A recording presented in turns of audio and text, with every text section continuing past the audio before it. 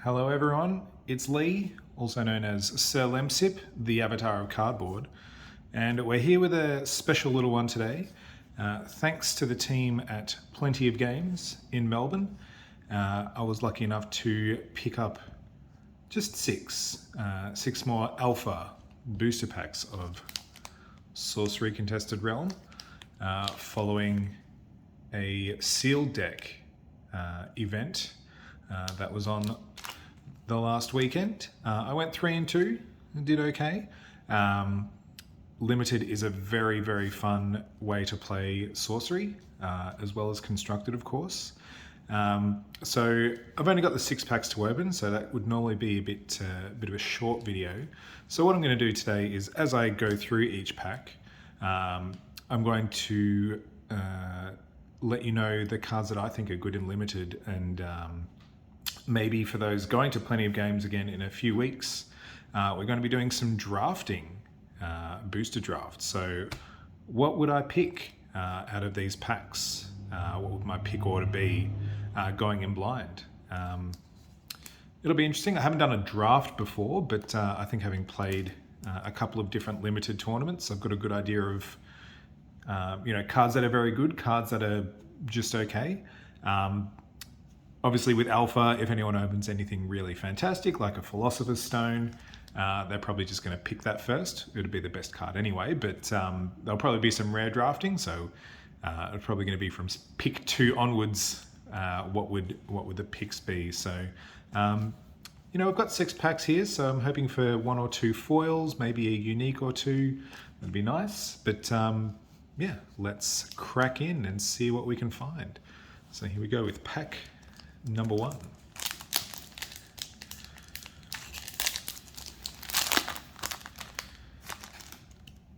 Okay, so first we have a Tragedy Worrywart, Shield Wall. Final exceptional is the Albespine Pikemen, and the first Seasoned Sellsword is the first elite card we have here. This one's pretty good. You probably still, I don't know if there's a foil in here, but pretty decent, 2 to cast, 4 power, very strong. And the avatar needs to be nearby in order to use the ability to gain control of it. And it's still discarding a card, and then you can potentially discard to get it back. So I think this would still be a first pick, certainly over any of these exceptionals. Pikemen are pretty good. 3 to cost, 3 power, first strike, basically. Very hard to kill. Shield Wall, not a huge fan of this one, but if you're playing Earth with lots of little foot soldiers running around, this protects you well from rain of arrows. So, fine. And the other exceptional here, the Tragedy Worrywart, is okay. I don't think I'd be taking this one particularly highly. Could be a good sideboard card if you're playing best of 3. If your opponent's got a lot of damaging magic spells if they're playing fire, but I'd probably avoid this one. But let's see what the commons are in the pack. There might be something really good there. Firebolts, any direct damage spells, particularly projectiles, very good to finish off the game. So this would be a relatively high pick. Blood Ravens, fine. I wouldn't be rushing to grab this one, but a little bit of life gain never hurts. Sedge Crabs, this is quite good. I think if you're playing water. If you're playing water in limited, you do need to be very heavy in water just because of how that particular element goes. All the 3 others can be the major or minor element if you're playing 2 colors, but water definitely needs to be the major just because of the synergies. But if you are in water, 1 cost 3 power is very, very strong. You're probably not going to be attacking with the crabs, but they're very good defensively. Grey Wolves, probably a bit of a trap in draft. I wouldn't suggest going after these, but you never know. I'm sure one person at an 8-person pod will try and pull it off, and if they get a good 12 wolves, unlikely in the amount of packs that are open, but you never know. Could be strong. I would suggest avoiding that. Mad Dash, good card. Anything that says draw a card and replaces itself is usually going to be very good. So, yeah, I'd be happy to take a Mad Dash. Not too early. Old Salt Anchorman, 2 cost, 2 power, prevents your nearby allies from being moved. So it can be pretty good defensively, and anything that's sort of equal power to its cost is going to be decent to play. So decent. Ooh, we do have a foil in the pack. It's a Tor's Hammer Trinket. I think this card would be quite good in limited as well. Giving +1 power and being up, the bouncing back to your hand can actually be quite good because it allows you to easily move it around. It's not going to be able to be stolen by your opponent. So I think this is quite a good one. I'd probably put that quite high in the pick order, actually. Miracle Workers, decent. The Genesis giving you a buyback on a minion that died in combat during your turn. It's pretty good. Fade.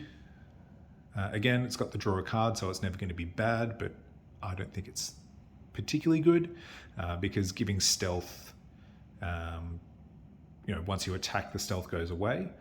Could be useful if you've got some of the sneaky combos like a Devil's Egg, giving the unit that's carrying that stealth so you can carry it in and just keep holding it to tick down that life. Could be good. Vilimp. I think this is probably the second best card in the pack behind the Elite. In fact, I would even consider taking this first. 2 cost, 2 power, as I said, already good. And the Genesis of killing an enemy unit, basically, that's 2 power or less, very powerful. So strong card there with the Vilimp. Obviously, lands don't have to worry too much about in limited because you get to pick those up at the end. So yeah, I think my order here would be, I'd probably still take the Sellsword first just because 2 cost, 4 power is very strong. And if it's not near the enemy avatar, it's going to be really hard for them to deal with early on in the game. So Sellsword first, Vilimp probably second, Pikeman third, and then maybe the Firebolts after that would be my pick order there. All right, so that was pack number 1. Let's jump into pack number 2. Oh, and the Trinket, sorry, I did forget that one. So Trinket would definitely be in the top 5 cards there. Probably not before the Vilimp or the Pikeman, but maybe the next pick after that. All right, pack number 2, we have Shield Maidens. This is very good in limited. It makes combat math hard for the opponent, particularly if you've got a lot of little units floating around. So can be quite strong. It needs to be taken care of first, basically. So yeah, pretty decent. Okay, here's our first non-basic site. So in limited, obviously, if you want to get any of these interesting sites, you need to take them early. Gnome Hollows is a very good defensive site. Very good to place in that second spot above you, or even where your avatar is. Units with 3 or more power can't enter. So, if your opponent's got any big units like a Amazon Warriors or even the Pikemen, just a standard 3 power unit, they can't get through there. So it's going to cause some issues for the opponent when they're moving around. I think this one is probably going to be a high pick in draft. The Lava Salamander, just a 2 cost, 1 power fire spellcaster that takes no damage from fire. Probably more of a side, again, if you're playing best of 3, probably more of a sideboard card.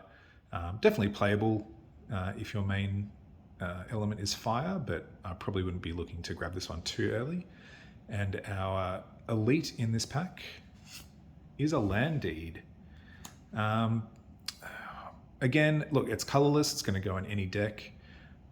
Look, I'd probably want to have some kind of interesting combo or, some Void Walk minions that can easily get this onto the other side of the field before I consider it. I don't think I'd first pick a Land Deed, depending on what else we've got in the pack. Let me just move these ones out of the way so I can easily keep track of what was in this pack for the pick order at the end. Okay, so here are our three exceptionals. We had the Land Deed, and into our commons, we've got the Scourge Zombies. 4 cost 2 power is not fantastic, obviously, but it's very easy to bring it back. It comes back tapped, so it's not going to be very good defending. But, anything that rebuys, gets multiple uses is probably going to be pretty good. Again, I wouldn't call that a high pick, but if you're in Earth and you've got lots of mortals, Sure, why not? Snow Leopard, just one of the basic 1 cost 2 power units. This one's in air. If you're in air, stick a couple of 1 drop units in your deck. I don't think aggro is super fantastic in limited unless you've got a battle mage or you manage to really keep your cost down low. But this is fine.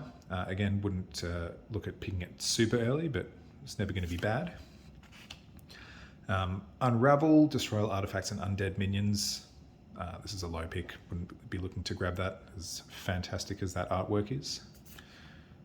Spin Attack. This one can be quite good. So 3 cost, ally strikes each enemy at its location. It's a good way to clear a number of enemies out of the way at the same time. So, decent. Again, if you're in fire, sure, why not? Wouldn't get it too early. Cauldron Crones, 3 cost, 1 power spellcaster. Always good to have some spellcasters, particularly in fire. And the genesis of sacrificing another minion to draw a spell can be useful to cycle through. I had a couple of these in my Earthfire deck on the weekend, and being able to sacrifice those foot soldiers is quite good. So yeah, pretty decent. Wild Boars, here's one of the other 1 cost 2 power units. This one's the Earth one, same as the Snow Leopard. Ooh, another foil. We've got a Border Militia. This card is very good. I've found this to be very, very powerful. Weak against Rain of Arrows, yes, but if you can save this to cast on turn 4, 5, 6, something like that, typically the pattern of play is going to be you play your first side here, or you have to, they'll do the same on the other side, then you'll play your second one there, they'll play the second one there, and then you'll build out sort of in that second row, and they'll build out in the third row. So often it's very easy to have 3 sites bordering an opponent's, and it's not too hard to get to 4. And having a 3 cost card that gets you 3 or 4 1 power foot soldier tokens, it doesn't seem super good, but in gameplay it can be quite difficult to deal with. So I think so far this would probably be my pick, actually. Competing with the Shield Maidens and the Gnome Hollows, but I think Border Militia is quite good. Azurage Caravan, 5 cost 4 power. It's fine. You'll play it if you're in that element. Ice Lance, this is good. 3 cost water, shoot a projectile dealing 3, then 2, then 1 damage to 1 unit up to 1 unit at each of the first 3 locations along the path. So, again, any way that you can get some card advantage in this game is very good. Ice Lance can be a 2 or even 3 for 1 if you're very lucky. So, another very high pick. Sea Serpent, 4 power, 4 cost, submerge and waterbound. If you're in water, sure, it's good rate there. So yeah, it's fine. And then another desert. So I think my pick order here, probably the Shield Maidens is the most powerful card. If I was talking about sort of a pick 1, pack 1, it'd be between the Shield Maidens, the Gnome Hollows as an Earth site, and then the Ice Lance and Border Militia would be the picks for me. I don't think I'd first pick a Border Militia in pack 1.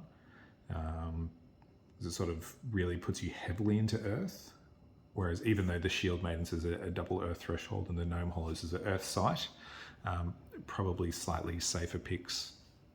So probably the Gnome Hollows, I think I'd go here.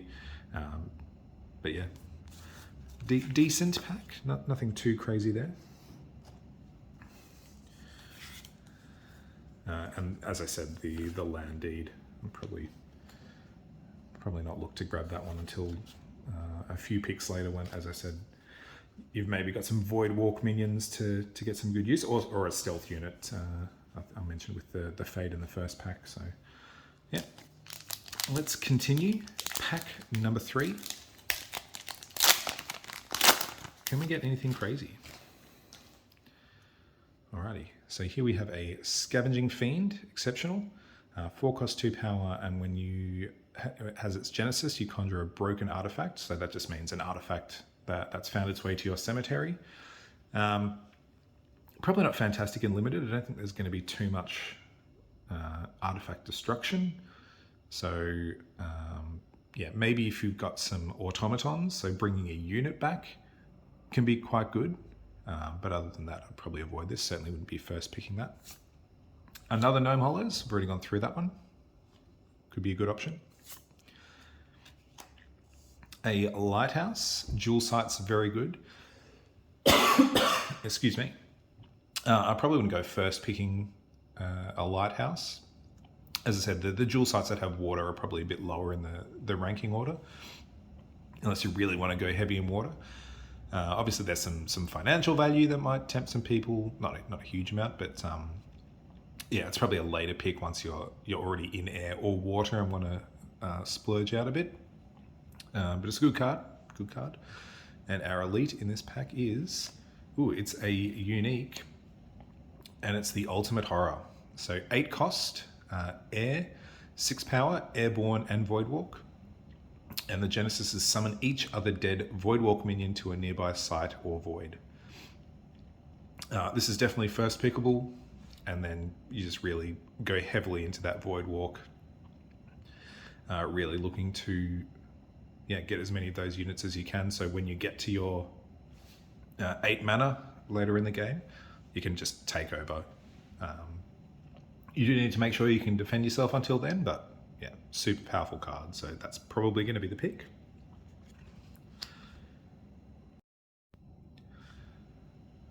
Sorry about that, had to go grab a drink. So we're back now, continuing with our ordinary cards from this pack. So we've got the Porcupine Pufferfish, 1 cost, 1 power, and it's got lethal and submerge. The 1 power lethal minions are very good.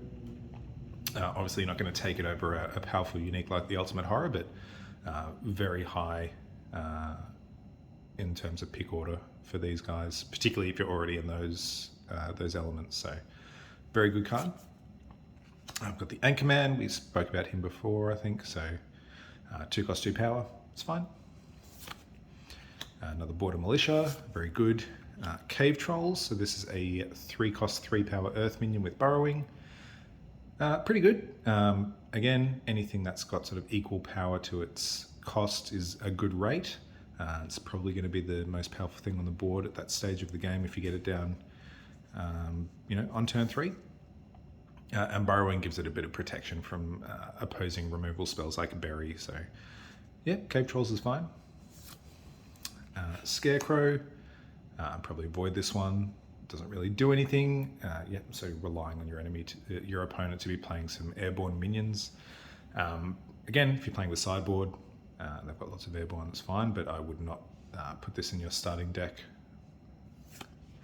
Another foil, and this is a elite foil, so I've been pretty lucky with these foils. Mordric Druid, so this is a 2 cost, 1 power unit. It's a spellcaster, and it says whenever you lose life due to an undefended attack nearby, the attacker's controller also loses that much life. So I think this is a little bit difficult to use. Your opponent's probably just going to avoid attacking the sites it's nearby, but it can make things difficult for them. It's only a 2 cost Earth unit, so I think that's pretty decent. Again, in an alpha draft, you might want to draft this just because it's probably going to be the most expensive card in this pack. Although there is a unique, so maybe not. Taking the money aspect out of it, I certainly wouldn't be picking this over the horror. But it'd probably be up there in terms of equal footing with the pufferfish there. So yeah, Mordric Druids. We've got another Fade. We spoke about that. Another Violymp. Great. Tufted Turtles. So here's a 3 cost, 2 power water unit. And the first time they would take damage each turn, you prevent that damage. So I think this is a very, very good card. Again, in water, you want to be heavy water. So if you're not doing that, you're probably going to avoid this one. But I think this is quite good. It's hard to remove. It's a very good blocker because the first thing you block each turn is not going to hurt it. So yeah, I think that's a very good card up there in the pick order. Apprentice Wizard, 3 cost 1 power, spellcaster, and it draws a spell when it comes in. Anything that replaces itself is decent, and being able to position another spellcaster on the field to get some, Ice Lances or whatever you have, on a different line could be quite good. So yeah, again, another decent pick, and another desert. So we're hitting a lot of the deserts here. So in terms of pick order, as I said, I think pick one, pack one, you'd probably take the unique, just because if you can get this out, it's just going to be too strong, I think. At 6 power, and it's got Void Walk, so it's going to be hard for them to hit. Certainly the Genesis is going to go off without any issues if you've managed to pick up some Void Walk minions. Again, Violent, very good. Border Militia, very good. The Pufferfish, the Druids, wouldn't fault you for taking the Elite Foil. And then, I don't think, again, the Gnome Hollow's good. I don't think I'd take that over the Violent, for example, but also a good one. Don't go for the Scavenging Fiend, and the Lighthouse is probably more of a later pick in a draft situation. So yeah, that's a very good pack. There's lots of cards there that I'd be happy with taking there, particularly these 3, and the Border Militia from the Ordinaries. So yeah, good pack, that one. Good pack value-wise as well, with a dual sight, a unique, and the foil Mordred Druids. So here we go into pack number 4.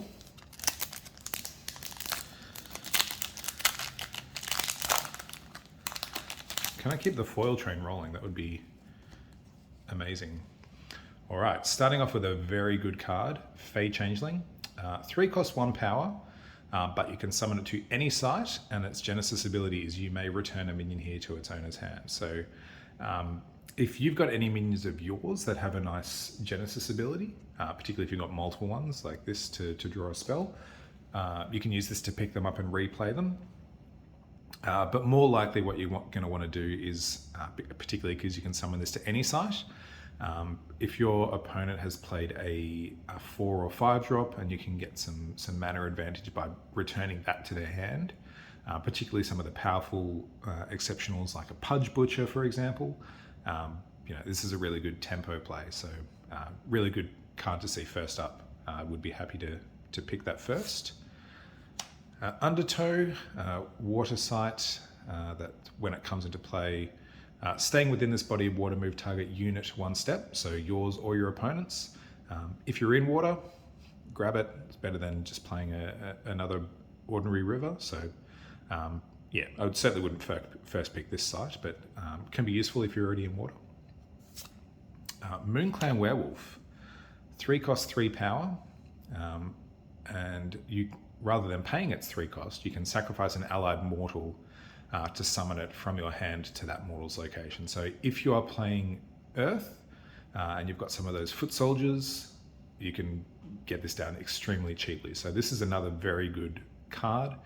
I'd be happy to first pick, I think, depending on what else is in the pack, obviously, but very, very strong. Don't sleep on this one.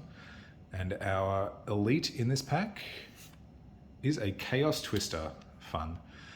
So if you haven't seen this one, it says place target minion on the back of your hand, then blow it up from a height of at least 1 foot, deal damage equal to its power to each unit atop the site it lands on, including itself.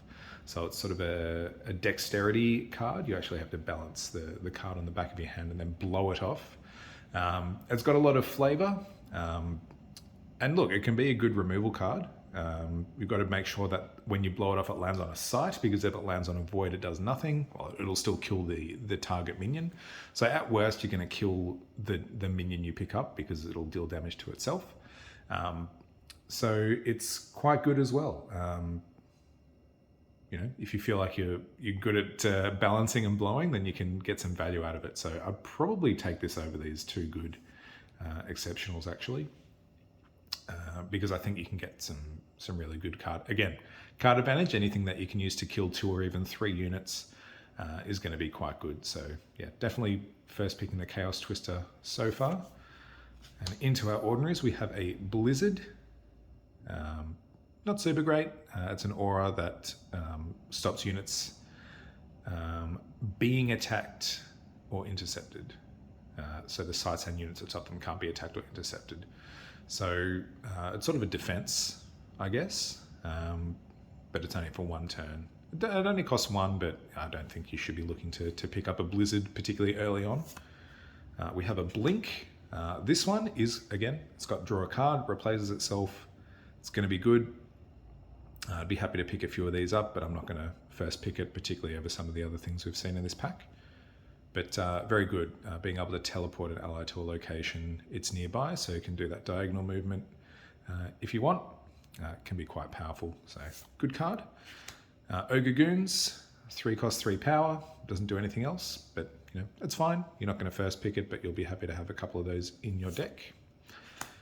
Wall of Fire. This is a 2 cost aura that you play on the border of 2 sites, one of which has to be yours. Whenever a unit passes through Wall of Fire, it takes 3 damage. So it's a very defensive aura, particularly against small minions. It does affect yours as well. But if you can pick up 2 or 3 of these, you can really make it difficult for your opponent to get through to you. So look, again, I wouldn't be first picking that, but if you're planning on playing a controlling defensive deck, this can give you a lot of time to get set up. If you've got something powerful that you're building towards, like the Ultimate Horror over there. So yeah, decent card, but again, not picking it super early, I don't think. We've got a Fire Harpoons.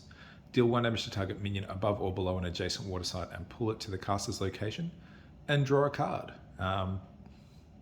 This is not a super powerful removal spell because it's only going to kill 1 power units, but it draws a card and you can mess around with positioning. Again, you need to be heavy water, so there is a adjacent water site, but you know it's fine. Sacred Scarabs. This is probably the best ordinary card we've seen in this pack so far. So 2 cost 1 power. It's airborne, and when it dies, it deals 3 damage to each other unit at its location. So on its own, it can take out a 4 power unit. Because you attack it with this, it deals its 1 damage, it dies, and then it deals another 3. So very, very strong. I'd be looking at taking this one quite early. We've got the Alvalin Dryads, 2 cost 1 power, and it's a mana producing card. So technically only costs 1 because it'll produce that first mana as soon as it enters play. And yeah, in Earth, you're probably going to have some high cost but high power minions. Can help you get to things like the Ultimate Horror. So again, pretty early pick, I think, the Dryads here. They can be quite good. We've got a Busk Troll, 2 cost 3 power. That's good. 2 cost 3 power. You know, it's you know, the rate is good. We've got another Ice Lance. We spoke about that. Sea Serpent. We've spoken about that. And a River this time. So some very good cards to consider in this pack. I still think the Chaos Twister is probably the most powerful card. It does require you to commit to air because it's got 2 air threshold, but you know, air's decent. It's got some good spells like the Blink that we came across in this pack. So yeah, Chaos Twister, then probably the Moonclan Werewolf, which is also air, Fey Changeling, Scarabs, Dryads, Ice Lance. They're the cards I'll be looking at from this pack. Yeah, pretty good one, pretty deep. There's going to be a few people happy to see some cards coming around from that pack. So, but we didn't see a foil. The first one we didn't get one. So fingers crossed we get a couple more. Probably not. I think 3 out of 6 is already more than I would expect. But here we go with pack number 5. What do we find? Firstly, we find a Battering Ram, 2 cost device.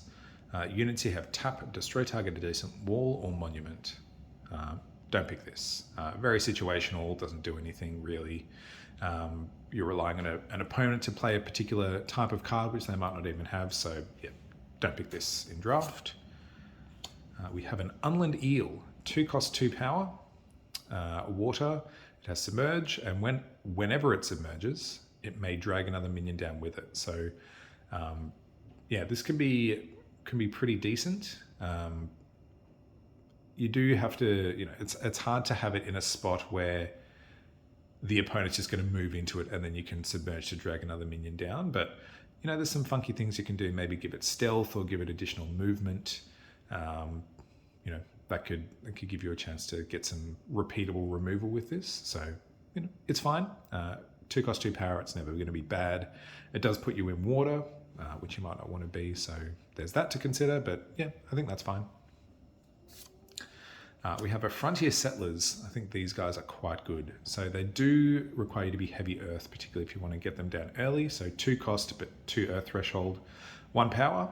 And then tap, reveal the topmost site of your atlas, play it adjacent to Frontier Settlers if able, which you would hope you wait for it to be able before you activate the ability, and then they move there, and they can only do that once. They lose this ability. So it's ramp. It gets another site down, which can be good for positioning. So yeah, I think the Settlers are pretty good. I'd probably pick them above the Eels, so that'd be the first pick so far. But the elite card in this pack is, it's a unique. It is Cerberus in Chains. This is a heavy fire card, so 2 fire threshold, 3 cost, 5 power. Very powerful card. It must be summoned to your location. So your, in this case, refers to where your avatar is. So if your avatar is in its normal starting position, you must summon the Cerberus there. And it automatically follows you and can't move itself away. So if you tap to move your avatar, the Cerberus will, it technically teleports, it doesn't move. So if there's, example, a wall of fire here that you move your avatar through for some reason, the Cerberus wouldn't get damage from that. It teleports afterwards. But having a 5 power unit available to defend your avatar can be very hard to get through. So yeah, I would pick this over the Frontier Settlers for sure. Can be very powerful. Hard to get through unless they've got a berry or a quick removal spell. So yeah, that's a good card to pull. I would definitely pick that over any exceptional you might see. Sandworm, 4 power, 4 cost.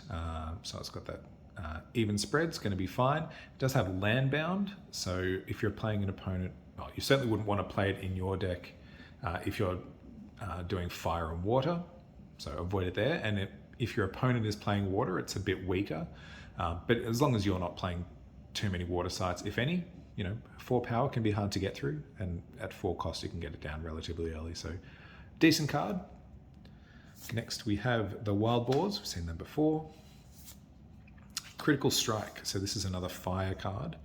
2 cost magic that basically causes one of your allies to do double damage next time it strikes. So it says strike, so it can be an ability like ranged or some other spell that says, you strike, your unit strikes another unit, or just from a normal attack. So, this can, for example, if you've got a 5 power unit like this, being able to do a 10 ball out of nowhere can really throw your opponent off. So I wouldn't take it super early, but yeah, can be good to have one in your deck if you've got some big units to support it. We have our first appearance of the Midnight Rogue.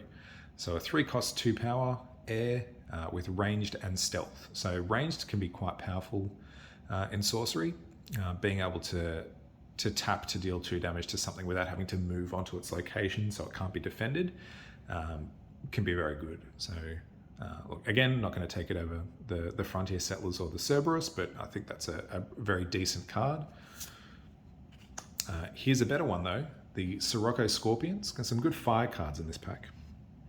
So this is a 2 cost 2 power, already fine, and it's got lethal as well. So anything with lethal is going to be annoying for your opponent to get through, and can give you the chance to knock out something like this Cerberus with 1 hit where you wouldn't be able to otherwise. So very high pick, that one.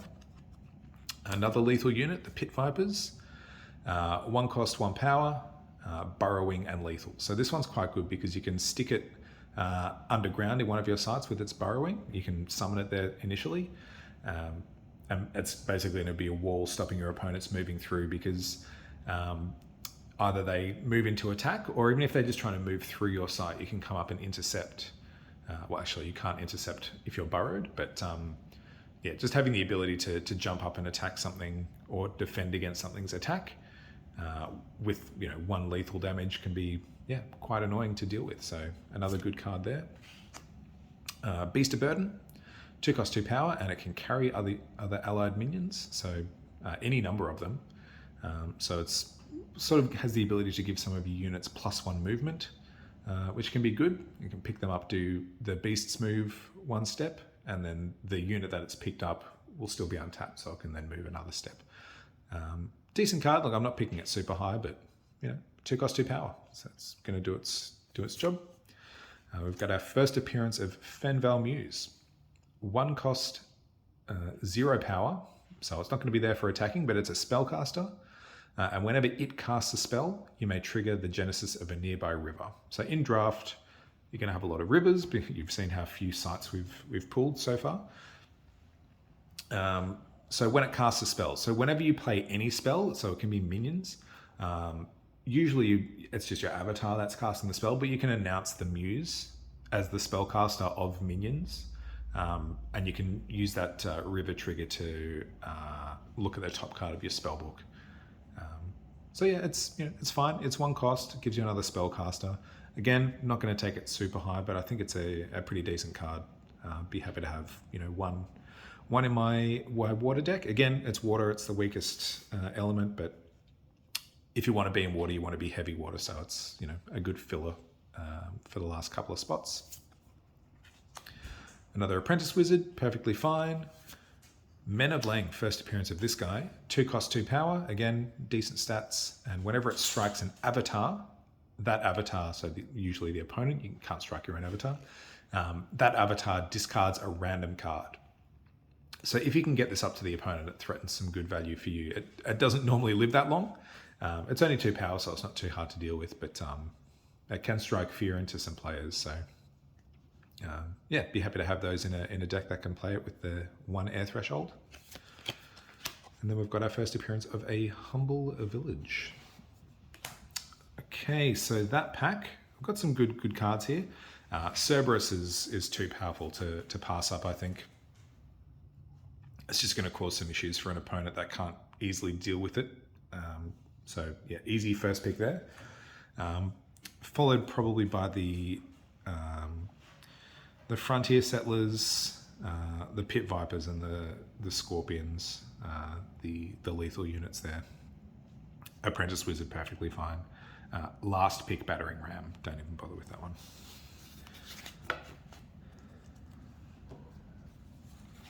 Alrighty, there we go. And we have one final pack today. Pack number 6. Can we get something crazy? Probably not. We got a foil elite. I'm happy with that. Out of 6 packs. Here we go. All right. First exceptional out of the pack is the Swiven Scout. 2 cost 2 power. Movement +1. So, that can be tricky for your opponent to have some minions with movement +1 floating around. And enemy avatars within its range of motion play with their hands revealed. So, look, it's always good to see what's in your opponent's hand. Even if you just get that first look at what they've got on turn 3, can help you set up your next few plays. So I think it's decent. I'm probably not going to first pick it. But yeah, be happy to play one of those in a fire deck. No problem there at all. All right, we have the Syrian Templar. 3 cost 3 power.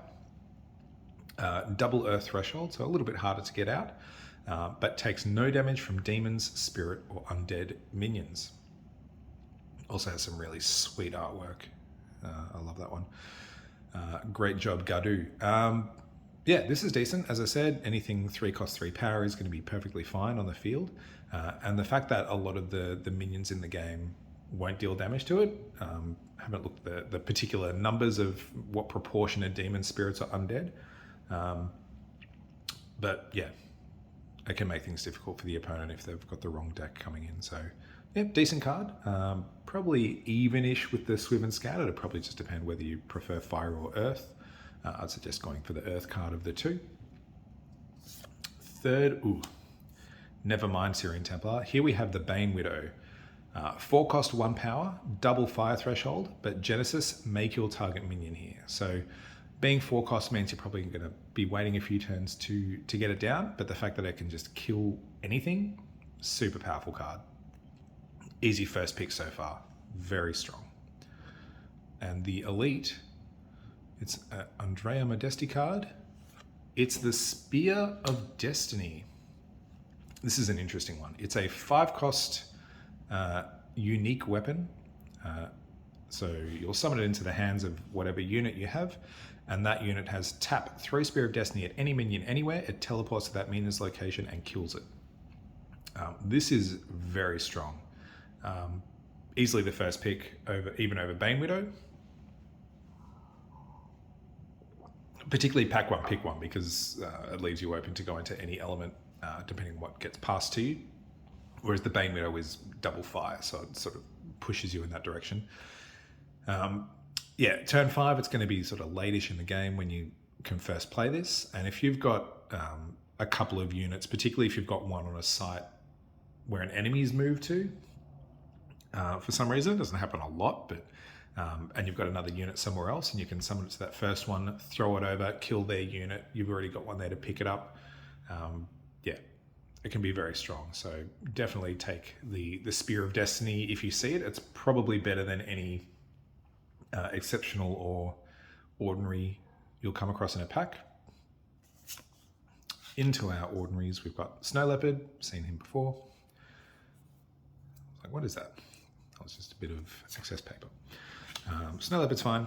Teleport, 2 mana but double threshold air to teleport an ally to the surface of target site.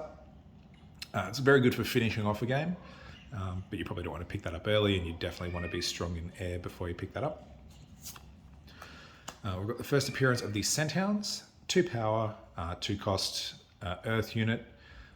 Nearby enemies permanently lose stealth. So look, again, it's 2 power, 2 cost, it's perfectly fine to have.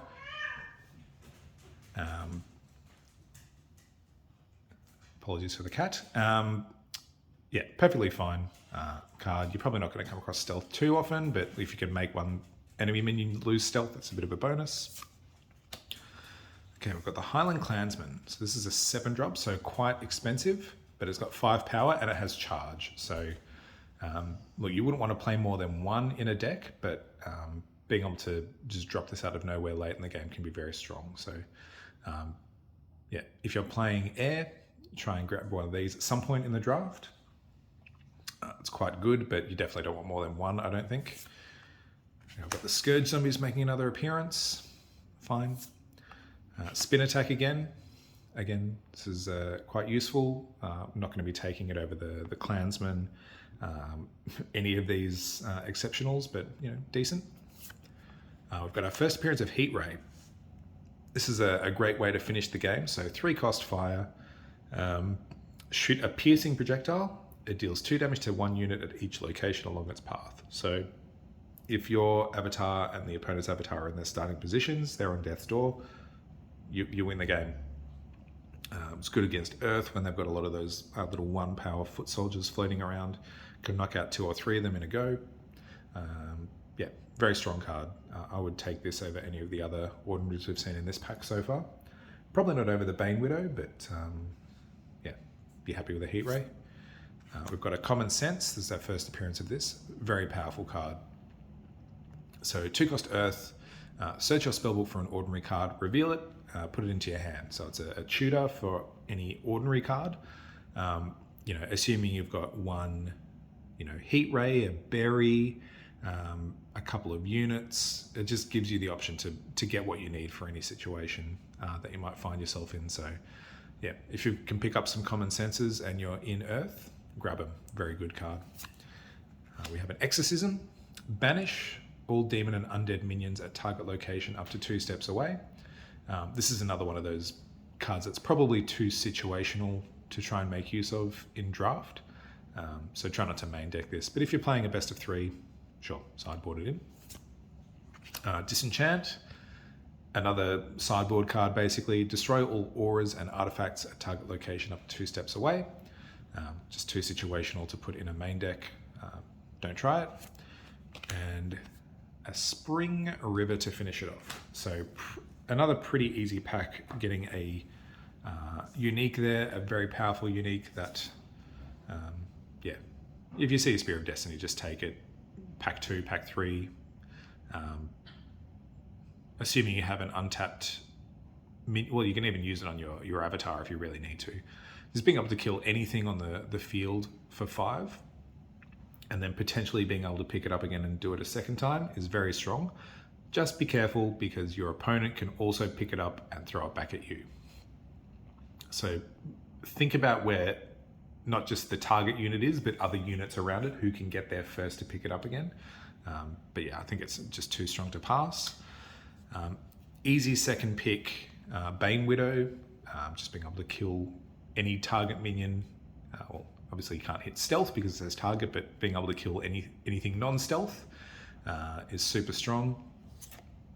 And then the Templar and Scout are also both fine, but I would probably take the Heat Ray over either of these 2 minions as an early pick, probably even the Common Sense as well. But then yeah, all 3 of these exceptionals perfectly fine. You'd be happy to play any of those. And the Highland Clansman is the other one here to keep an eye on. So there you go. That is another 6 packs of Sorcery. And you know, I think the hit rate there for me was pretty good. I'm not going to complain getting, was it 3 uniques? 3 uniques in 6 packs plus an elite foil. So I'm happy with the packs themselves. Nothing super crazy, of course, but yeah, from a draft perspective, you can see that other than the land deed, pretty much all of the other cards were the first pick in their respective packs. So not just because they're the elite or unique, but because they're the most powerful cards, as you'd expect, because they're in that slot. So there you go. I hope that was helpful for you. I hope you have an opportunity to go and do some draft or sealed deck play for Sorcery, because it is very, very fun. Constructed's fun too, of course. We're probably going to wait till beta to make sure people can build their decks before we really get into Constructed. But yeah, any chance I have to play, I'm sleeving them up and casting these beautiful, beautiful cards. Let's look at the back of some of these. See if there's anything funky there. So we have the Mordric Druids Elite Foil. That's the second one. Nothing super fun hidden down there underneath the text box, but beautiful, beautiful artwork there. Stunning. We had the Border Militia, one of my favorite cards in Limited. It's just a fence with a skull. I don't know, you can see the skull in the first one, but yes. If you wanted to see the fence, there you go. Full art on the back. And lastly, Tor's Hammer Trinket. Foiling layer on that. Look at the foil on the little rope string there. That's really nice. And then, of course, the full art on the back. So there we go. Thank you very much for joining me. I hope you had a good time. Please like the video if you are still here. Probably not, but if you are, that would be greatly appreciated. If you're not already, it'd be great if you could subscribe as well. Got lots more Sorcery content coming to you as we slowly move towards the release of beta on October 6th. I have pre-ordered a couple of boxes myself. If you haven't, and you still have the opportunity to, I would do that, because I've been keeping an eye on the stock numbers at a couple of the sellers here in Melbourne, and they're going quickly, so you don't want to miss out. There could be a second wave, we don't know. But for now, if you don't want to miss out, grab that pre-order, and hopefully I'll see you out there playing some Sorcery. Catch you next time.